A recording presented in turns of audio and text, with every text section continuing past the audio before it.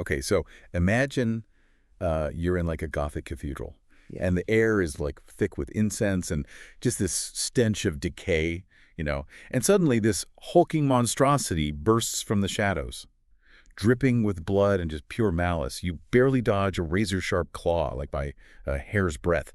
You summon a wall of ice to shield yourself, and then just unleash a torrent of fire, like something a dragon would envy.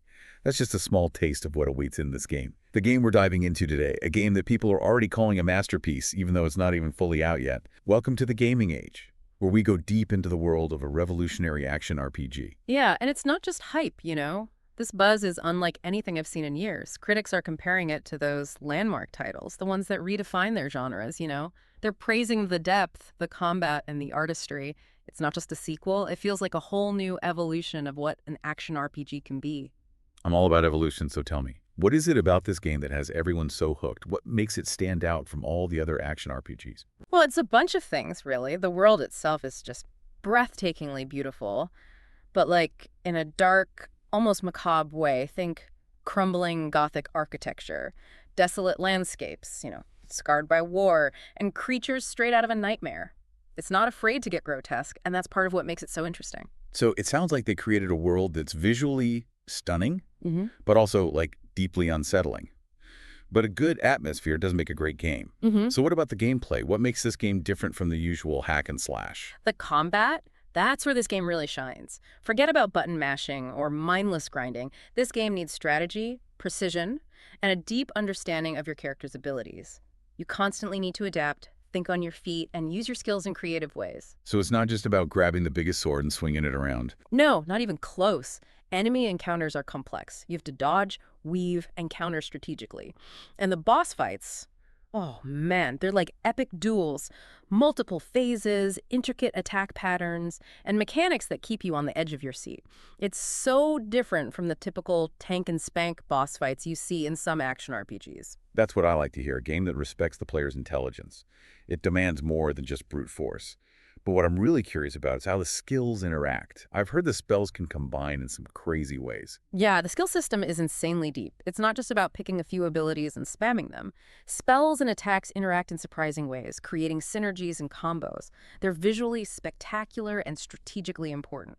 Imagine, like, freezing an enemy solid, then shattering them with a shockwave, or summoning a vortex of fire that pulls enemies in and then engulfs them in flames. The possibilities are huge. That's the kind of depth that keeps me coming back to action RPGs, the experimentation, the theory crafting, always trying to find the perfect build. It's almost addicting. And this game, it feeds that addiction perfectly. The character customization is mind-blowing. You've got a massive skill tree, tons of different classes, each one with its own unique playstyle, and a crazy amount of items and enhancements to discover and equip. It's like a min-maxer's dream come true. I can already feel myself losing hours, poring over skill trees and item stats. But sometimes so many choices can be paralyzing. What about new players or people who just like a simpler approach?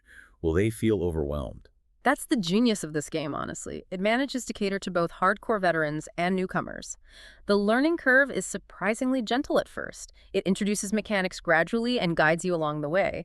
But as you get deeper, the complexity unfolds, revealing layers of depth that will keep even the most seasoned players engaged for hours. But they found that balance between accessibility and depth.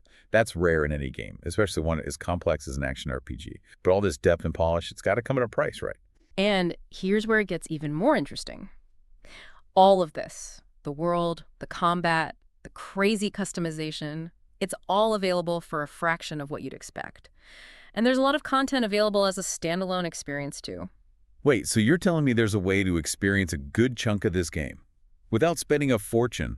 That's practically unheard of these days. I know, right? It's true. They've chosen a model that puts player choice and accessibility first. You can get into a substantial part of the game, including the first 3 acts of the campaign, 7 different endgame systems, and a ton of character customization options, all for a surprisingly affordable price. That's amazing news for players who are on the fence about buying the full game. They can get a taste of the depth and quality without emptying their wallets. But what about the end game? What awaits the players who conquer the initial campaign? Oh, get ready for this. The end game is where this game really explodes with possibilities. It's not just grinding the same content over and over. They made this sprawling endgame map. And each node on the map represents a unique and challenging system, each with its own rewards and progression path. So we're talking multiple endgame systems, Yep. each with its own gameplay loop and rewards. That's a level of variety and replayability you don't see too often, even in action RPGs. Exactly. You've got systems that focus on huge horde battles, others that are all about tactical positioning and strategic decision making, and some that even delve into rogue-like elements, pushing your skills and build to the absolute limit. It sounds like they took the best parts of different ARPG subgenres and mixed them into one cohesive and compelling endgame experience. This is definitely a game designed to keep players hooked for the long haul. Yeah, for sure. And we haven't even talked about the trials. They offer even more endgame content and unique rewards. They're like mini dungeons. Each one has its own intricate mechanics and challenges, and they end in epic boss encounters that really test your skills. It's like they took everything great about action RPGs and turned it up to 11. But we've focused so much on the combat and the endgame, I almost forgot to ask about the story. Is there a good narrative driving all this action? Oh, yeah. The story is more than just window dressing. They've crafted this dark, gritty narrative. It pulls you into a world that's on the verge of collapse. Ancient prophecies collide with personal struggles. You'll meet memorable characters, uncover shocking betrayals, and face choices that will shape the fate of the world. So it sounds like they took inspiration from classic dark fantasy, but with a modern feel and a willingness to explore more mature themes. Exactly. The writing is sharp, the dialogue is engaging, and the characters feel real, each with their own motivations and complexities.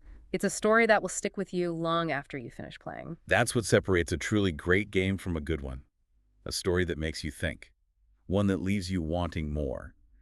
And it sounds like this game delivers on all fronts. It really does. It's a game that's both visually stunning and mechanically deep. It has a level of player choice and customization you don't see very often in this genre.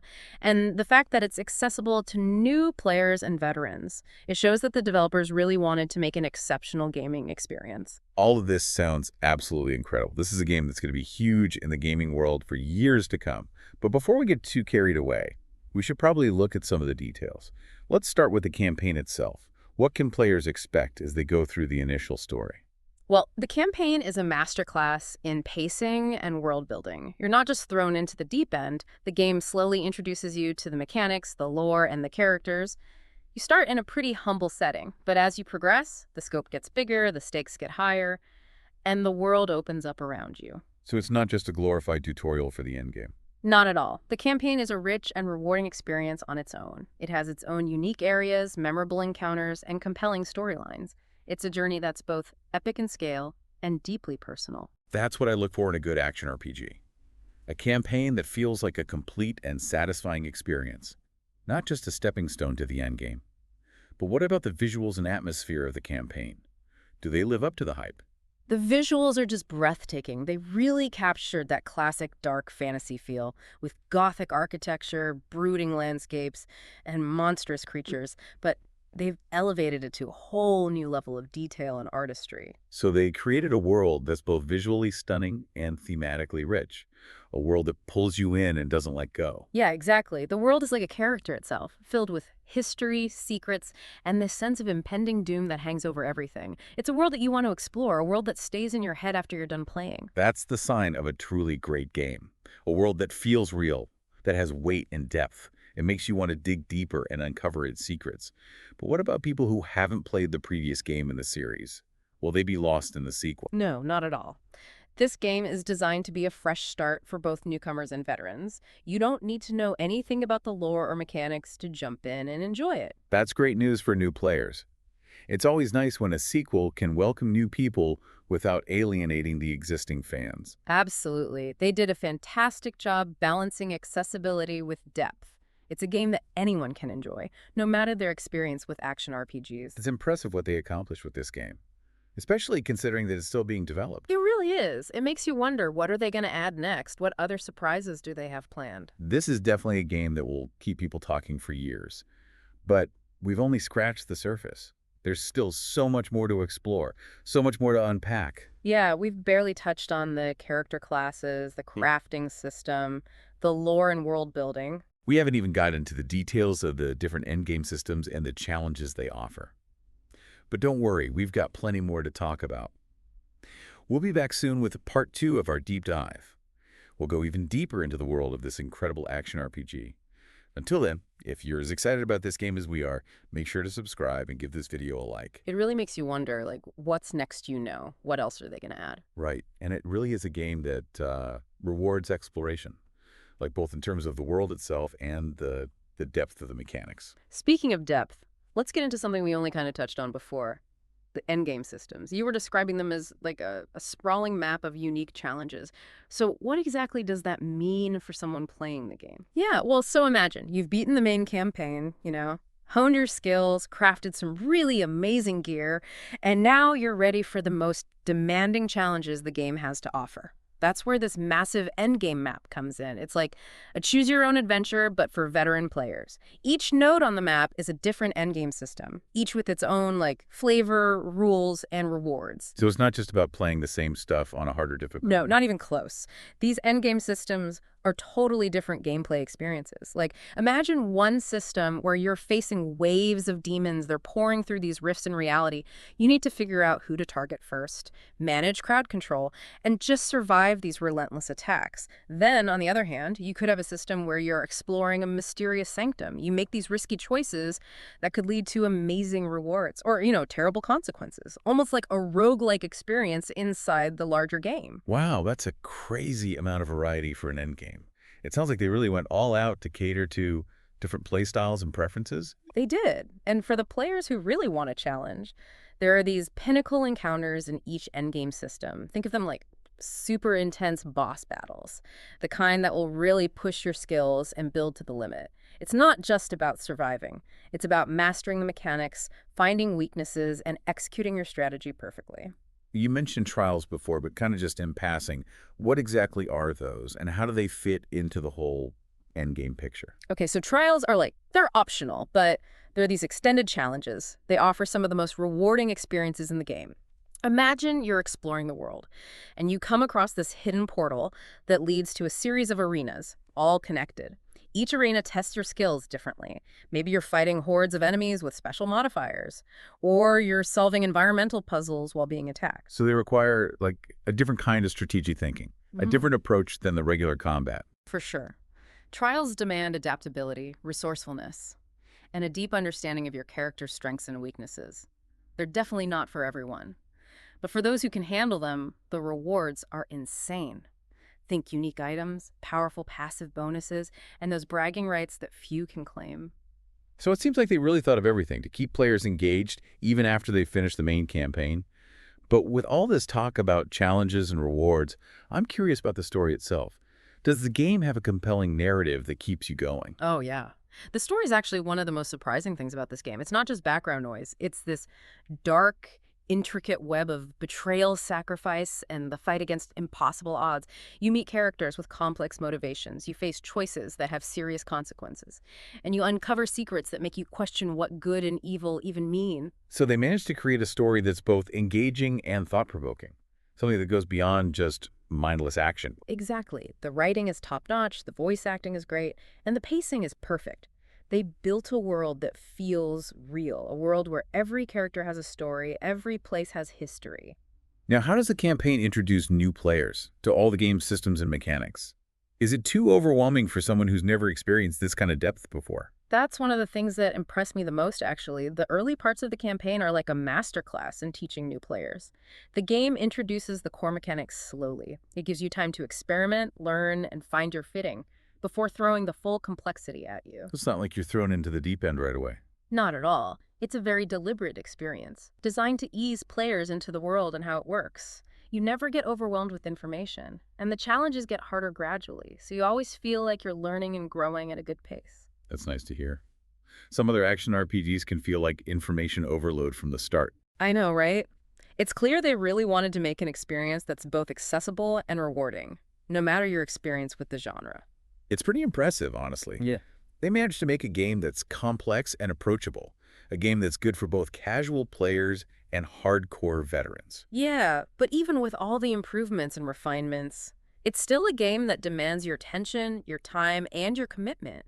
You can't just pick it up and play for a few minutes here and there. It's a game that wants you to really dive into its world, to get lost in the mechanics, to embrace the challenge and the rewards that come with it. Exactly, and that's what makes it so special. It's a game that respects your time, rewards your effort, and it offers an experience that's both deeply engaging and incredibly rewarding. And speaking of rewards, let's talk about something that's been a hot topic among players. Yeah. The monetization model. It's free to play, right? But there are always concerns about how those models are implemented. What can you tell us about that? Okay, so this is where things get interesting. They took a very player-friendly approach to monetization. The core game, with all its content and features, is totally free. You can experience everything, from the campaign to the endgame to the trials, without spending any money. That's incredibly generous, especially for a game this big and this good. I know, right? But what really sets this game apart is that the monetization is purely cosmetic. There's no pay-to-win stuff, no gameplay advantages you can buy. The microtransactions are just for things like character outfits, weapon skins, and visual customizations. So it's all about expressing yourself, making your character look the way you want. Exactly. And the cosmetic options are amazing. They made a ton of different outfits, armor sets, weapon skins, all sorts of visual stuff. You can really make your character unique. It's a breath of fresh air, honestly. So many free-to-play games have these predatory monetization schemes. Totally. It's a model that respects the players and their money, while still letting the developers make money and keep the game going with new stuff. So beyond the monetization, what about the community? What's the vibe like among the players? The community is one of the most passionate and dedicated I've ever seen. They really love the game. They embrace its complexity. They're always sharing builds, strategies, and tips. So the community adds another layer to the whole experience. Absolutely. And the developers are super active and responsive too. They listen to feedback, address concerns, and they're always working to improve the game based on what players say. That kind of developer engagement is so important. It builds trust and respect between the creators and the players. Yeah, and you can see it in every part of the game. You can feel the passion, the dedication, the love that went into making this world. It's a game made by people who love games, for people who love games. Right. And that passion is contagious. It's a game that pulls you in, captures your imagination. It challenges you to push yourself, to explore more, to uncover all its secrets. It's a game that's both a celebration of action RPGs and a bold step forward, a game that's redefining what's possible in video games. Yeah, for sure. But we've only just started to talk about what this game has to offer. We haven't even mentioned the lore, the world building, the crafting system, the intricacies of the different character classes. There's so much more to explore, so much more to unpack. And that's exactly what we'll be doing in part 3 of our deep dive. We'll get into the character classes, the crafting system, and uncover the hidden depths of the lore and world building. But until then, if you're as excited about this game as we are, make sure to subscribe and give this video a like. Yeah, there's always something new to discover, right? Like, it just keeps unfolding. Speaking of unfolding, let's talk about something we haven't really dug into yet. The character classes. You mentioned different playstyles, but what about the classes themselves? What makes them stand out? The classes are really cool. They're like different lenses, different ways of experiencing the world and all the challenges in it. Each class has its own mechanics, skills, and even a different look, you know? Like, picture yourself charging into battle as this heavily armored warrior, just a whirlwind of steel and rage. Or maybe you're more into a strategic approach, summoning these devastating storms of, like, elemental energy, like a true master of magic. So it sounds like they've got those classic action RPG archetypes, Yeah. but with their own unique spin on things. Yeah, exactly. Yeah. They took those familiar ideas and gave them new life, new mechanics, new possibilities. Like, think of a ranger. Usually they're all about bows and arrows, right? But in this game, they can focus on traps, poisons. They can even summon animal companions to fight with them. It's all about finding a playstyle that clicks with you and then pushing it as far as it can go. That's what I love about a good class system, you know, that ability to really specialize and make a character that feels truly your own. Yeah. You mentioned ascendancy classes before. What exactly are those? And how do they fit into the whole character customization thing? Okay, so ascendancy classes are like specializations within a specialization. So you've picked your class, you start to figure out your playstyle, and you want to take it to the next level. That's where ascendancy classes come in. They offer these branching paths within each main class, so you can really fine-tune your skills and abilities. So you're not stuck with just one path after you choose a class. You can experiment, adapt, evolve your character as you go. Exactly. Like, you could start as a warrior, right? But then choose an ascendancy class that focuses on using two weapons at once and landing these super fast attacks. Or you could go for an ascendancy that's all about defense, turning you into this unstoppable wall that can take anything the enemy throws at you. It's all about making choices that matter, shaping your character's destiny. Man, that level of customization is insane. It sounds like the possibilities for builds are endless, but even best build needs the right gear, right? What about itemization and crafting? Oh, get ready to lose yourself in a world of loot and crafting. It's just as deep and rewarding as the character progression itself. Every piece of equipment you find, even a simple sword or a legendary artifact, it can have unique properties and modifiers that completely change how your character plays. So it's not just about finding the item with the biggest number on it. There's actual strategy involved in picking your gear. Oh yeah, absolutely. Imagine finding a ring that boosts your fire damage. Uh, But it also makes your enemies explode when they die, causing these crazy chain reactions that can wipe out entire rooms. Or maybe you find a helmet that makes you temporarily invulnerable, like right after you take a fatal blow, so you can push your limits and survive encounters that would normally kill you. so they really went for that meaningful loot idea, Mm. where every item can potentially change the way you play. Exactly. And then the crafting system takes it even further. You can modify items, add sockets for gems that give you extra abilities. You can even corrupt items for a chance to get these super powerful but unpredictable effects. It really encourages you to experiment, take risks, and hunt for that perfect item. It sounds like a dream for loot lovers. Hmm. But beyond all the rewards and stuff, what about the actual experience of playing the game? What's it like to be in that world, to control those characters, to fight those battles? It's hard to describe, honestly. It's visceral, it's exciting, it's challenging, but in a good way. The combat is smooth and responsive. You have to be aware of everything around you, how the enemies are moving. And when your abilities are ready to use again, it's not just clicking buttons, you're making strategic decisions, adapting to the situation, and pushing your skills to the limit. So it's a game that demands your full attention, one that rewards skill and punishes you if you get complacent. Yeah, exactly. You can't just zone out while playing this game. It makes you be present, be engaged, really lose yourself in the world and the mechanics. But it sounds like it's an incredibly rewarding experience for those who are willing to put in the effort.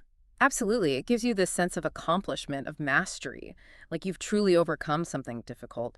And that feeling, that sense of triumph, is what keeps players coming back. It pushes them to keep going, to explore more, to strive for perfection.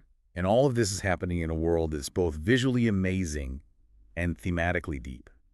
It's a world that pulls you in, makes you want to uncover its secrets. It sticks with you even after you're done playing. It really is a testament to the developers, their vision, their artistry, their dedication to making something truly special, something that goes beyond traditional gaming. This is a game that's changing what's possible in action RPGs. It's setting a new standard for quality, depth, and how much it engages players. It's a game that deserves to be experienced, to be explored, to be celebrated. Well, with that, I think we've reached the end of our deep dive into this amazing world. We've covered a lot, but there's still so much more to discover, so much more to experience. It's a game that keeps on giving. It rewards you for being curious and exploring. If you're as excited about this game as we are, make sure to subscribe and give this video a like. We'll be back next week with another deep dive into a different game.